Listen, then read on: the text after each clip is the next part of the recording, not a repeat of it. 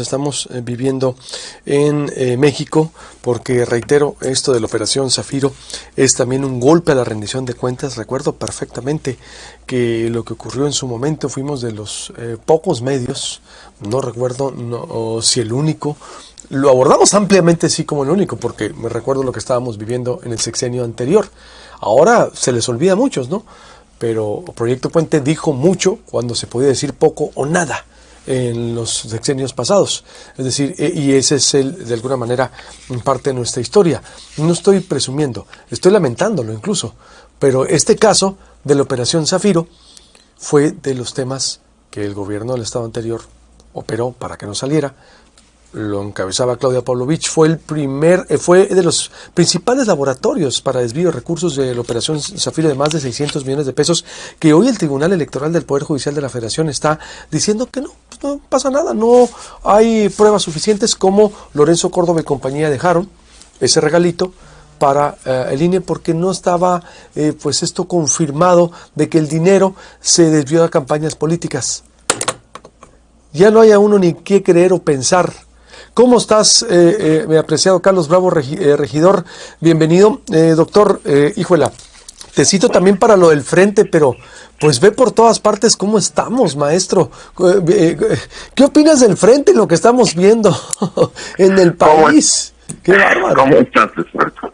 Híjola, pues no me deja de sorprender lo que vivimos en esta democracia mexicana. Carlos. Fíjate que sí, ahora justo estaba, ahora por un podcast que tengo, entramos a examinar el tema de la Auditoría Superior de la Federación también, y la caída en el número, digamos, de observaciones respecto a recursos no comprobados, la caída en las denuncias de hechos, en fin, una serie de indicadores absolutamente escandalosos que demuestran básicamente que la auditoría ha dejado de auditar, ¿no? Y bueno, pues creo que esto no es un fenómeno aislado, es parte de un patrón que tiene que ver con muchas de las instituciones encargadas de combatir la corrupción, llámese la auditoría, llámese el INAI, llámese el Sistema Nacional Anticorrupción, que prácticamente ya solo existe de nombre, ¿no? Sí creo que estamos ante un momento en el que vamos a tener que vernos con el hecho de que ese discurso anticorrupción tan vehemente y tan exitoso de este gobierno, al final ha servido más para desactivar o para capturar a las instituciones encargadas de combatir la corrupción que para fortalecerlas. Ese sería como el gran reto, porque estamos viendo, Carlos, ¿cómo estás viendo y lo vinculo con lo del frente? Porque yo veo, híjola, pues ya veo un show montado también, que en donde un concurso, he hablado con todos, mira, con Aguayo, con Belauzarán, con todos, Benito Nasif, y concluyen una especie de anarquía electoral o locomotoras que ya no puedes parar, pero que, pues como le adelantó todo Morena y como el presidente conduce también ya el proceso electoral, pues veo así esa especie de civilización del espectáculo, parafraseando a Vargas Llosa, que por cierto estaba hospitalizado. Fuerte abrazo a Vargas Llosa. Es decir, vaya, o cómo ves el frente, mi estimado, con este proceso y con lo que estamos viendo, la impunidad, con lo que me estás hablando, con lo que estoy hablando, y en el país de la impunidad. Yo creo que es muy importante lo que dices. El proceso ha pasado de ser conducido tradicionalmente por la propia autoridad electoral conforme a los tiempos de ley y las instancias correspondientes, a ser conducido ya muy abierta, muy descarada y muy impunemente por los partidos. Primero fue Morena el que se saltó las trancas y echó a andar ya su carrera interna, su competencia por la candidatura, llena de eufemismos. Es una campaña que no es campaña, son candidatos que no son candidatos, no pueden debatir entre sí, no pueden hacer propuestas ni llamar abiertamente al voto, porque en el fondo ni siquiera están compitiendo por el voto, están compitiendo por preferencias que se van a determinar en una encuesta, ¿no? Ahí, bueno, yo recuerdo perfectamente bien cómo todos brincamos, y esto es ilegal, pero poco después hubo una primera decisión, o una primera comunicación, mejor dicho, que hizo el INE, en donde básicamente reaccionaba y establecía algunos lineamientos muy sorprendentes, no repudiando la simulación y llamando al obradorismo al orden, sino más bien diciendo, bueno, pues yo no me voy a meter, y ya si ustedes van a simular, pues nomás les voy a pedir que por favor simulen bien. Yo creo que ese fue un mensaje que escuchó también la alianza opositora. En el momento en el que el árbitro avisa que pues no va a sacar tarjetas, ¿no?, que quiere, entre comillas, llevar la fiesta en paz, incluso a costa, pues ya de hacer obedecer la ley, pues creo que las cosas se aceleran muchísimo en el frente y dicen, bueno, pues entonces vamos a hacer 2. Y en ese momento ya el INE pierde realmente capacidad de conducir el proceso. Y entonces, bueno, pues vemos que el frente opositor también lanza un método igualmente violatorio de la ley como el de Morena, que tampoco le dice candidatos a los candidatos, que tampoco le dice campañas a las campañas, que tampoco pueden llamar al voto ni hacer propuestas muy específicas, en fin, todo hojaldrado en una serie de eufemismos para no llamarle a las cosas por su nombre. Y bueno, pues yo creo que esto ya se instaló como nuestra nueva normalidad electoral. Desde luego que me parece muy preocupante porque la propia autoridad contribuyó a anularse. Yo entiendo, y esto hay que decirlo también, Luis Alberto, que nuestra legislación electoral es muy restrictiva, sobre todo en términos de lo que se va a llamar el modelo de comunicación política. Como muchos de sus críticos lo han dicho, es un modelo que quiere evitar que los políticos hagan política. Pero, pues, digamos, por buenas o malas razones, esa es la ley. Esa es la ley que nos dimos, que nos dieron los propios partidos políticos que ahorita se la están pasando por el arco del triunfo. Y entonces lo que tenemos no es, digamos, una reforma que haya cambiado esos aspectos tan inaplicables, tan difíciles de aplicar de nuestra ley, sino simplemente ya una decisión colectiva de burlarla. Y esto, pues mira, ya se empieza a reflejar. Hoy veía varios encabezados en periódicos con un montón de espectaculares, pues que es muy difícil explicar cómo, de dónde se están pagando, un montón de apariciones, digamos, en medios de giras, de gasto que pues no va a ser susceptible de ser fiscalizado, que básicamente nos avisa que estamos entrando en una temporada electoral donde lo que va a prevalecer es la ley de la jungla. ¿Qué tendría que pasar entonces, Carlos? ¿Crees tú? Porque ya esto ya inició y yo creo que los principales responsables son también los mismos partidos. Es decir, porque sí le echan la bronca a las autoridades electorales, pero cuando, pues aquí Belauzarán me dijo al aire, generó mucho debate diciendo, oye, pues es que ante una simulación ilegal, tal vez puedes interpretar que respondimos con una simulación legal, pero era la única forma, porque no podíamos dejar solo a Morena. Híjola, sí, pero nomás tantito. México, ¿no? Es decir, así de, créeme. Entonces, ¿cuál sería, tú crees, lo que tendremos que ver? Porque esto ya no se puede parar, ¿estás de acuerdo? Digo, ya está el curso, hay medidas cautelares, el INE intenta hacer lo que le corresponde, porque si no, como me decían Asif y Aguayo, si el INE aplicara una medida, pues tendrías que bajar a todos, ¿no? Y que generas una crisis política sin precedentes también, o sea, no sé.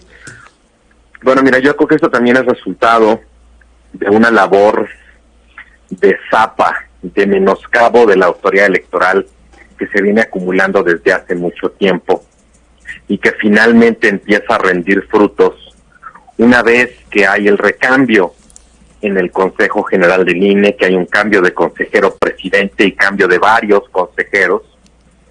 El INE había sido una institución que estaba en la mira del obradorismo desde el día 1 de su gobierno, incluso desde antes, cuando todavía eran oposición, y a pesar de ser una institución que ha cumplido con su labor, una institución incluso reconocida, admirada, emulada en el extranjero, y que incluso, digamos, ofrecía evidencia en contrario de todas las acusaciones que hacía el obradorismo, pues reconociéndole cualquier cantidad de triunfos, ¿no? O sea, era un árbitro que realmente se mostraba imparcial en cuanto a sus resultados, ¿no?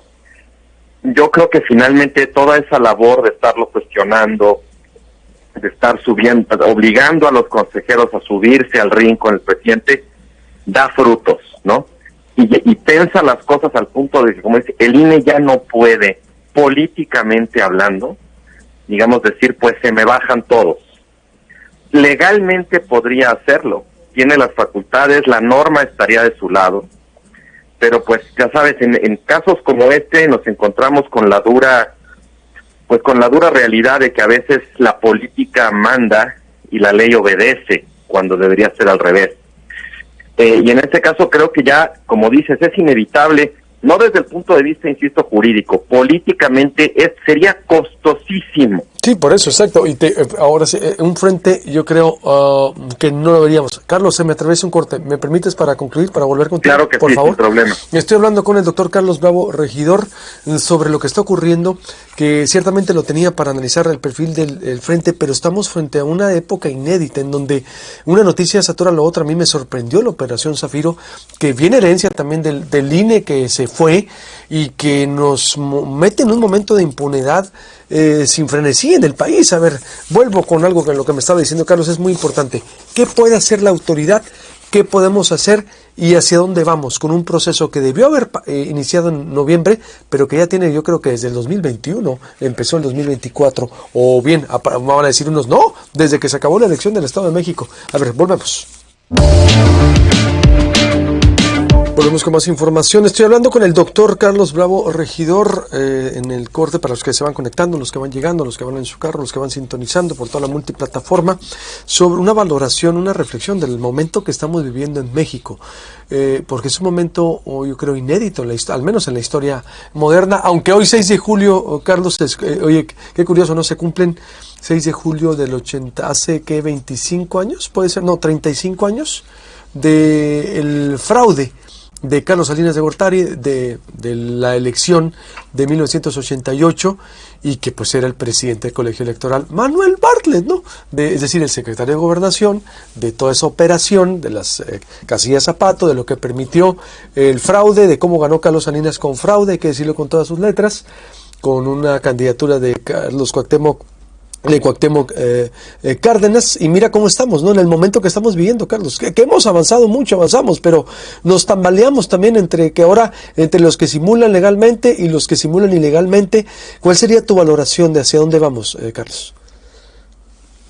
Este tema, porque la verdad creo que de pronto nos extraviamos un poco en las ramas de la política como carrera de caballos, ¿no? Va avanzando uno, se acerca el otro, ¿quién ganará? ¿No?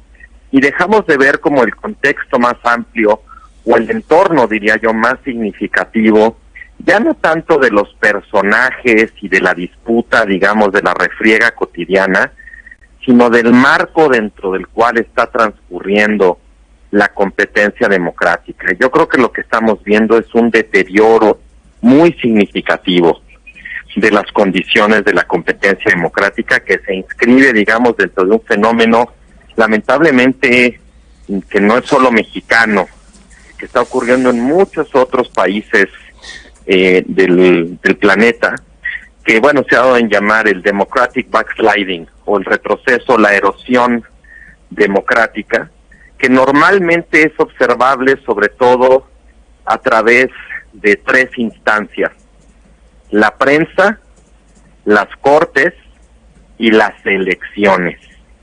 En la medida en que las autoridades electorales empiezan a ser más laxas o empiezan a voltear para otro lado, que les permiten a los actores políticos hacer cosas que no deberían hacer porque o no están prohibidas o no están permitidas explícitamente por la ley, pues lo que tenemos son elecciones mucho más susceptibles de ser influidas por factores ajenos a lo que debe reinar en el proceso electoral, que es la voluntad del electorado. En México, hay que decirlo, no venimos de un modelo de gobernanza electoral perfecto. La intervención del crimen organizado en nuestros procesos electorales y del dinero sucio en las campañas ha sido una constante. Si bien durante los últimos años creo que se ha intensificado, no es algo que empezó con este sexenio, viene de mucho tiempo atrás. Pero bueno, además de haberse intensificado durante este sexenio, estos años también hemos visto, me parece, el surgimiento de otro fenómeno que debilita la gobernanza electoral, que tiene que ver sobre todo Pues bueno, por un lado con el presidente, que básicamente interviene todos los días en un proceso electoral adelantado, prematuro, ¿no? Y lo hay conduce. Incluso quienes están acuñando este terminajo de las pre-campañas, ¿no? Para tratar de darle un poco de seriedad o de un barniz de legitimidad, algo que es francamente ilegal, ¿no?